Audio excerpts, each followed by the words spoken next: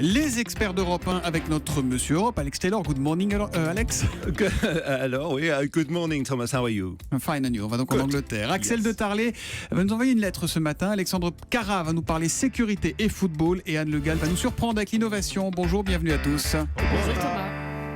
L'économie pour commencer et l'UFC Que Choisir, Axel de Tarlet, qui dénonce l'envolée des tarifs à la poste pour un service qui se dégrade. Voilà, alors les tarifs, ils ont augmenté, c'est simple, 2 fois plus vite que l'inflation. Si vous regardez sur les 10 dernières années, l'inflation a été de 16% en France. Les tarifs de la poste, c'est plus 33%. Le timbre même, c'est plus 40%. Et ce, pour un résultat qui se dégrade. Donc l'UFC Que Choisir a procédé à des tests. Ils ont envoyé 303 colis. Alors, il y a 12% des colis qui sont arrivés en retard, avec parfois 8 jours de retard.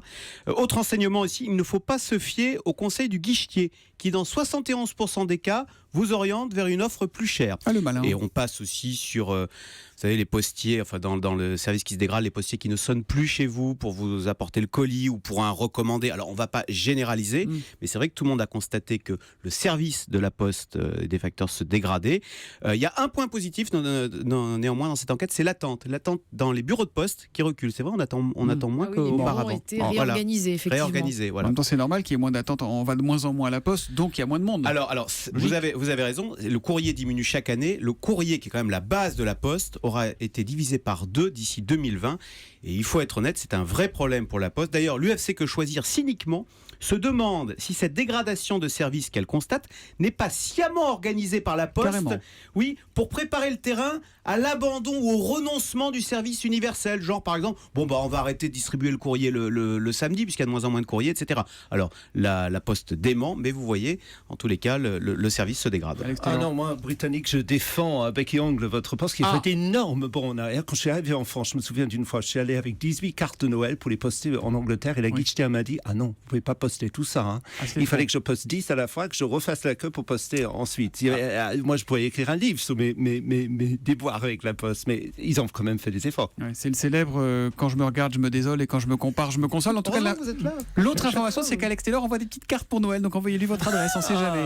Alexandre Cara, on va parler sécurité. Vous nous révélez ce matin que le gouvernement planche déjà très activement sur les mesures de sécurité, précisément concernant l'Euro 2016 de foot. Oui Thomas, je peux vous dire que par exemple les fan zones, vous savez ces lieux où était prévue la diffusion des matchs en dehors des stades pour les supporters, qui pouvaient regrouper 10 000 voire 50 000 personnes, ces fan zones vont être considérablement limitées, voire pour beaucoup interdites, car le gouvernement pense que les conditions de sécurité ne pourront pas être garanties. Vous voulez dire que le gouvernement n'assurera pas la sécurité dans Non, ces fan alors zones ? ça non, l'État se refuse à se substituer aux opérateurs de sécurité privés qui doivent théoriquement en Ce sont assurer des la lieux sécurité. privés, d'accord. Voilà. Et il y aura bien sûr des fan zones maintenues, comme à Bordeaux, où Alain Juppé a réussi à trouver un accord avec un service de sécurité privé. Mais par exemple, la fan zone de Strasbourg a peu de chances de voir le jour, car justement, ces conditions de sécurité ne semblent pas aujourd'hui assurées. Et est-ce qu'il y a, selon vos informations, Alexandre, d'autres mesures de sécurité qui sont déjà prévues ? Oui, alors déjà, il va y avoir une cellule interministérielle de coordination de la sécurité de l'euro qui va être mise en place,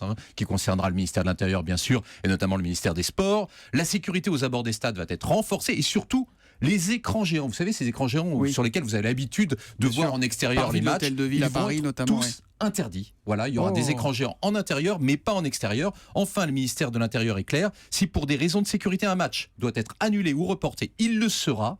Cette éventualité fait l'objet d'une réflexion avec les organisateurs de l'Euro pour savoir évidemment dans ces circonstances comment poursuivre la compétition. Ouais, parce que c'est un calendrier serré, évidemment, les euros, avec des droits de retransmission télé énormes. Enfin, c'est un énorme budget et business économique, monsieur Le Tarlet, Mais n'est-ce pour pas ? le coup, la sécurité risque de l'emporter justement pour une fois sur le business économique. On peut le regretter, mais on peut aussi, et on ne peut que le comprendre, évidemment. À la une de la presse britannique, Alexandre Taylor, ça sent le scandale, non ?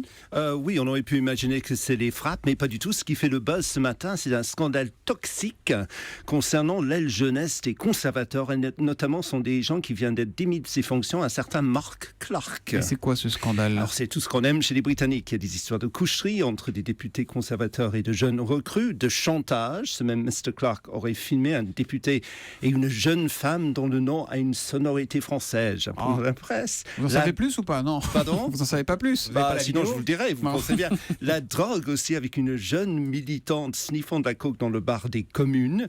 Puis même une séance de sexe sur la table de billard de ce même illustre établissement où l'un des participants apparemment s'est fait disloquer, je cite, la mâchoire. Non, jetez plus. Revenons à l'aspect politique de tout ça. C'est vraiment une menace pour le Premier ministre David Cameron, qui est conservateur. Oui, conservateur. Disons que c'est pas top. Il y a même eu, sérieusement, un suicide d'un jeune que Mr. Clark aurait martyrisé. Alors, au moment où Cameron a enfin sa majorité absolue, avec une opposition travailliste dont le leader change d'avis plus souvent même que de chemise, où ses alliés internationaux lui demandent leur soutien contre Daesh, ce matin, le principal éditorial, la une de plusieurs journaux, donc l'éditorial du Times, qui n'est absolument pas un bastion de la gauche, affirme que le parti conservateur de Mr. Cameron a besoin, je cite, d'un sérieux coup de désinfectant. Voilà, c'est donc ça qui fait la une en Grande-Bretagne. Évidemment, ça fait mauvais effet.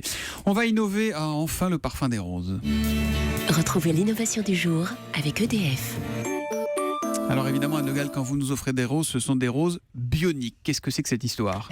Ce sont des roses avec des circuits imprimés et donc des roses dans lesquelles on peut faire circuler de l'électricité alors que ces roses continuent leur vie de végétal ce sont des vraies roses dans leur vase. Voilà, ce sont des roses 100% végétales qui ont été cultivées par des chercheurs suédois de l'université de Linköping. Mais le courant électrique ne les tue pas, vos roses ? Comment il passe le courant électrique ? Eh bien, en fait, il n'y a aucun fil électrique dans ces roses. On a simplement fait boire à ces plantes un gel, de l'eau qui contient un gel conducteur d'électricité. Et donc, il y a un circuit qui s'est créé à l'intérieur de la plante, circuit qui suit le réseau nutritif de la plante. Mais ça sert à quoi des roses bioniques électrifiées à favoriser le coup de foudre ? Non, c'est un petit peu moins romantique. En fait, ça ne permet pas de maîtriser l'alchimie humaine, ce système, mais la chimie de la plante, puisqu'on arrive à convertir les réactions chimiques de la plante en signal électrique et donc potentiellement on pourra peut-être à l'avenir utiliser la photosynthèse pour créer de l'électricité, donc peut-être qu'on pourra brancher sa radio sur le ficus du salon